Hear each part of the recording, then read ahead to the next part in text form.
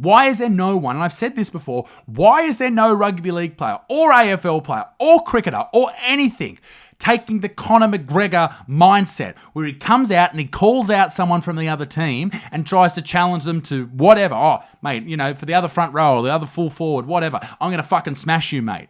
You would make so much more money if you did that. People would like you or hate you or barrack for you or against you, whatever. At least people are talking about you. G'day, ladies and gentlemen. Welcome to the greatest news segment of all time. Oh my God, it's the best part of the week. I know you've been putting this in your calendar. I know you put it in your reminders in your phone. There's alarms going off. Your missus has got her alarm going off. Your alarm's going off. You're freaking out. You pulled yourself out of work or class or wherever you happen to be because it's time for the Butterfield News Broadcast Service Assistance.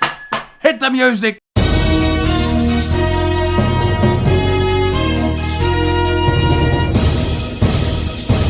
In enormous dickhead cyclist news this week, which is a brand new segment, there are calls in Melbourne for cyclists to be fined for speeding. And I, for one, just think this is a miraculous change. We need this in our world, all right? We need it. Cyclists along Melbourne's popular South Bank Boulevard are being warned to slow down as calls from pedestrian groups grow for police to have tougher powers to deal with speeding riders. Abso-fucking-lutely. I see cyclists breaking the road rules all the fucking time, okay? Are you a car or a bike, all right? If you're a bike, fuck off on a bike track. If you're a car, get on the bloody road, all right? You want to speed, you want to go the speed limit. Okay, do it, all right? If you want to ride a bike 80 kilometers an hour in an 80 kilometer zone, you fucking go, boy or girl in tight pants. But don't you come around here with this bullshit riding fucking 10 kilometers an hour in a fucking 80 zone and nearly causing havoc. That is bullshit, all right? And then riding along the road, you see a red light. What do? Do you stop? No, you fucking ride through the prick. Are you a car or a bike? Make up your fucking mind. In areas of the city, cyclists have been recorded travelling up to 20 kilometres an hour. Oh my God. On a shared path with pedestrians that has a speed limit of 10 k's an hour.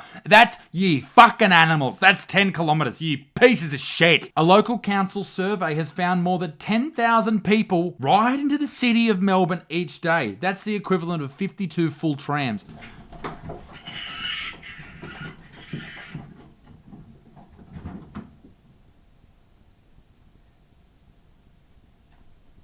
I don't know if you heard that then. I think that was a possum in my room that I just freaked the fuck out and it fully just bailed and scared the shit out of me. I'm in a new house now, so I don't know if the possum is a cyclist. I do apologise. No, fuck you, possum, you cocksucker. I fucking hope it was a possum. Jesus Christ.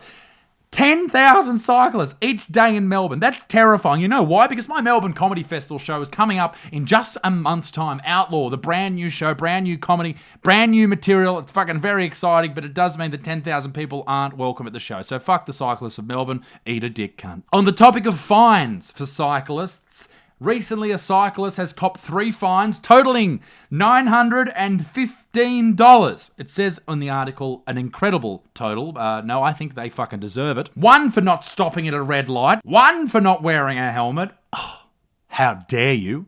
And 1 for riding on the footpath. What are you, mate? Are you a bike or a car? $457 for not stopping at a red light. I think it should be more. $344 for the helmet. Should be 10 times that. And $114 for a footpath. If you ride on the footpath, you should be fucking put down. Personally, I think all cyclists should be fined for being absolute scum. But they really are the pieces of shit on the shoe of society. In whore news, a new segment on the show, a lady who was confronted by a current affair just 2 weeks ago for sending nude photos to a 13-year-old boy. Yes, this 20-year-old Instagram model was covered in the news by, well, basically all of the newspapers and really incredible YouTube channels like mine. How would you feel if your child was receiving sexually explicit messages from an adult and police didn't seem too concerned? Thank you. That is my comment. Thank you very much. Who sends nudes to a 13-year-old boy? If you were a man and he was a... Look how fucking thick you are. You think this is okay.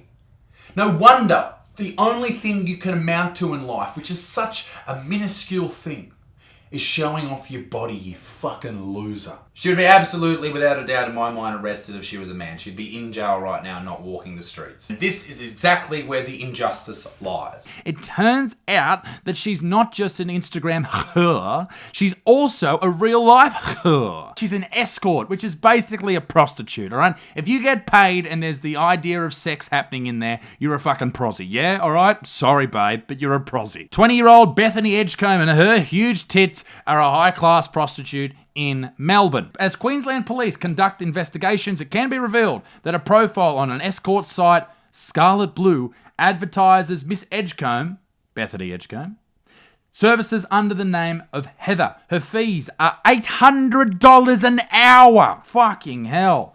$2,000 for a 2-hour dinner and dessert. What about just for the dinner? What about no dessert? $1,500? Sounds about right. And $5,000 for an overnight stay to get to know each other intimately, including some beauty rest. $5,000 a sleepover at some old bloke's house who's got heaps of cash because his wife's dead. That's fucking bullshit, Bethany. And you're doing all of that and sending nudes to a 13-year-old and trying to take his virginity, allegedly. What the fuck is wrong with you? $5,000 for a root with that drongo? No fucking thank you. You're better off taking that cash, putting it in the pokey machines, playing fucking Big Red or More Chili or something, doing max hits and trying to win big. Fuck that and jack off in the toilets at the casino. Alright? Fuck this Bethany bitch. She describes herself as fresh, fun, and warm, and tells her potential clients to feel free to inquire about the specifics of her services, extra services she provides on any special requests. Special requests like what? Picking the kids up and showing them the tits? Fucking bitch.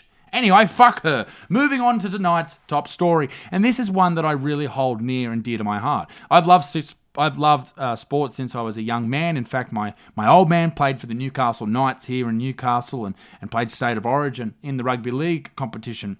And I went to my first rugby league game when I was 3 years old. I also played the game for 17 years. But it does fill me with quite an amount of anguish because I see sport in Australia diminishing by the day. And it's not just rugby league, it's cricket as well. If you think back to the early 2000s, right, you got Adam Gilchrist, yeah, you got Ricky Ponting, you got Matthew Hayden, you've got, who else we got? We've got Shane Warne, right, Justin Langer, all these type of people, the big names in the Australian cricket team. I cannot name one right now.